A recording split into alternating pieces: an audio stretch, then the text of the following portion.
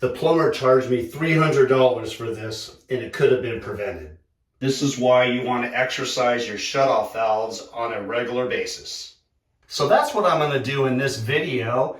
I'm going to go around to all my shutoff valves because this is the day that I have on my calendar to test them out. I do this every quarter, so every 90 days I go through and I just test that they can shut the water off and open it up. No leaks. If it's crusty, I have some solvent that I can put in there, like a break-free solvent.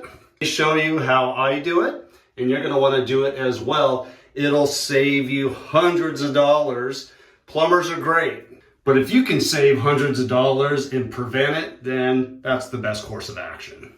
So here are my tools for the job. Little knee pad. Of course, I got to put the rubber gloves on, so let's get those going, just to protect your hands.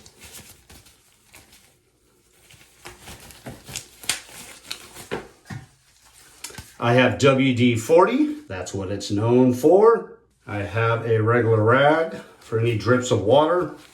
Then I have some paper towels, like industrial type paper towels, because if I do need to use the WD-40, it drips, then this is what's going to catch it.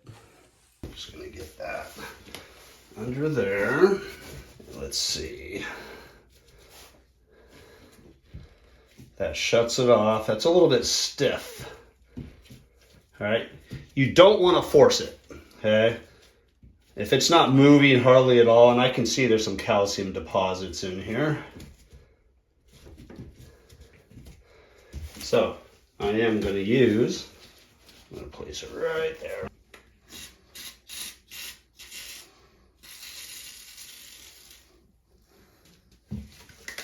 I'm going to let that sit. We'll go hit up the other sinks and we'll come back to it. Get that down there. Open these up.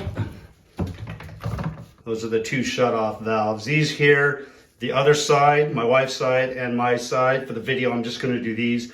But these were just frozen shut with older valves, and I was not testing them or exercising them. And I had to get a plumber over here to replace them.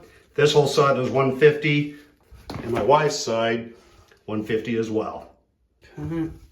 Drop those right there. For this one, righty tighty. Oh, that stuck a little bit. Did you hear that? But now it's nice and smooth. I usually do it about 5 times. There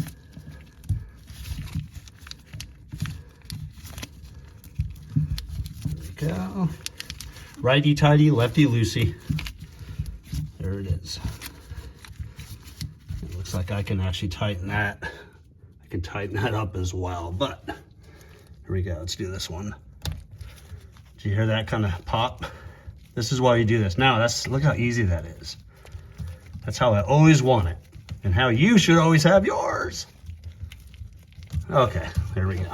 There's bathroom. Oh, that's nice.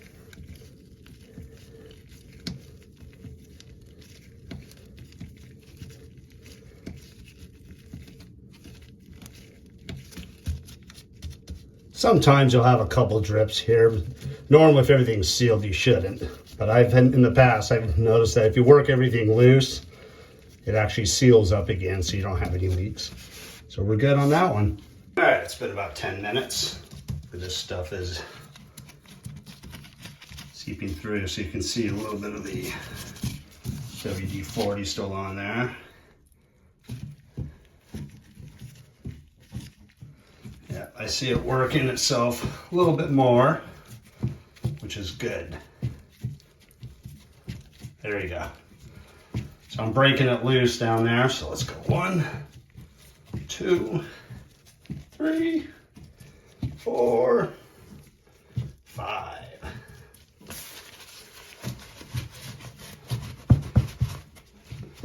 All right, nice and exercised. All right, there you have it. That took about 15 minutes.